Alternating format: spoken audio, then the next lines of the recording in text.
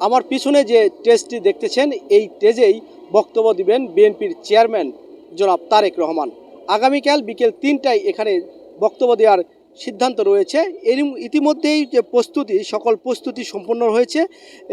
বিএনপির নেতাকর্মী সহ অনেকেই এসে এই স্থানটি পরিদর্শন করছেন, দেখছেন যে কতটা প্রস্তুতি।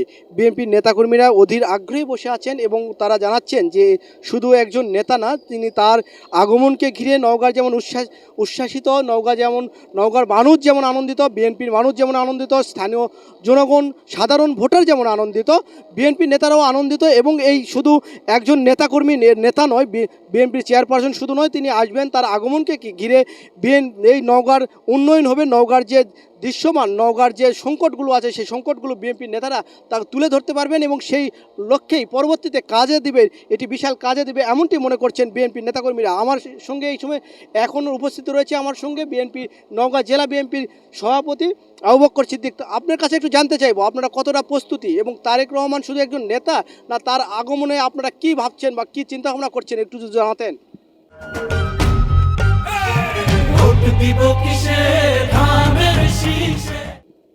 তারেক রহমান তো বাংলাদেশের স্পন্দন, সারা বাংলাদেশ তার দিকে তাকিয়ে আছে। ঠিক তেমনি নওগাঁ জেলার সমস্ত মানুষ তার দিকে তাকিয়ে আছে তার আগমনকে লক্ষ্য করে। আজকে আপনারা দেখছেন আমাদের প্রস্তুতি প্রায় সম্পূর্ণ। আমরা সুন্দরভাবে যথাযথভাবে চেষ্টা করছি এই প্রোগ্রামটাকে সফল করার জন্য।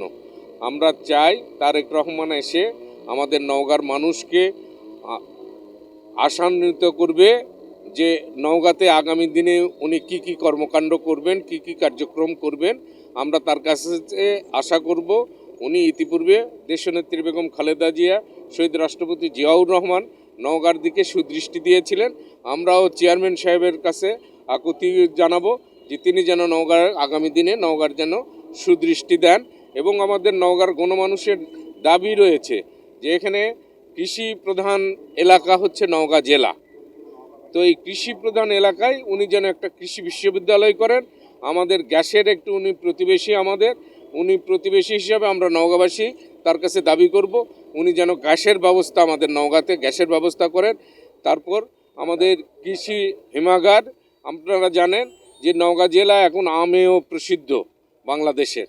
এই আম যেন চাষিরা সংরক্ষণ করতে পারে এবং খাদ্যশস্য যেমন সবজি প্রচুর পরিমাণে নওগাঁ থেকে রপ্তানি করা হয়, এই সবজি যেন সংরক্ষণ করতে পারে। যার কারণে আমরা এই যে কোল্ড স্টোরেজের দাবি করবো ইনশাল্লাহ।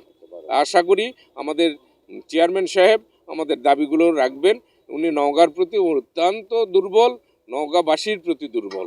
ধন্যবাদ আপনাকে। আপনারা যেমনটি জানছিলেন নওগাঁর যে আয়োজন, এই আয়োজন কিন্তু শেষ পর্যায়ে, এবং এই মঞ্চেই নওগাঁ 6টি আসনের সংসদ সদস্যদের ধানের শীষ তুলে দিবেন এবং প্রার্থী যা আছে মনোনীত প্রার্থী, বিএনপির মনোনীত প্রার্থী, এই মনোনীত প্রার্থীকে পরিচিত করবেন। এর সাথে পার্শ্ববর্তী যে জেলা রয়েছেন জয়পুরহাটের 2টি সংসদীয় আসন রয়েছে, এই দুই সংসদের আসনের যে মনোনীত বিএনপি প্রার্থী আছে তাদেরকেও এই মঞ্চ থেকেই পরিচিত করা হবে এবং ধানের শীষ দিয়ে সাধারণ মানুষের কাছে পরিচিত করে দেওয়া হবে। এবং এটি একটি নির্বাচনী প্রচারণা, যে আপনারা জানবেন যে সারা বাংলাদেশে তারেক রহমান যে প্রচারণা চালাচ্ছে তারই অংশ হিসাবে। এবং আমরা লক্ষ্য করেছি যে ইতিমধ্যেই কিন্তু নওগাঁর যে দূর দূরান্ত থেকে উপজেলাগুলো আছে সেখান থেকে নেতাকর্মীরা আসছেন এবং সাধারণ মানুষ আসছেন তারেক রহমানকে এক নজর দেখার জন্য আসছেন, এবং তারা নির্ধারিত জায়গাতে দখল করে রেখেছেন বলা যেতে পারে, যে যাতে সরাসরি তারেক রহমানকে দেখা যায় এমনটি প্রত্যাশা নওগাঁর মানুষের।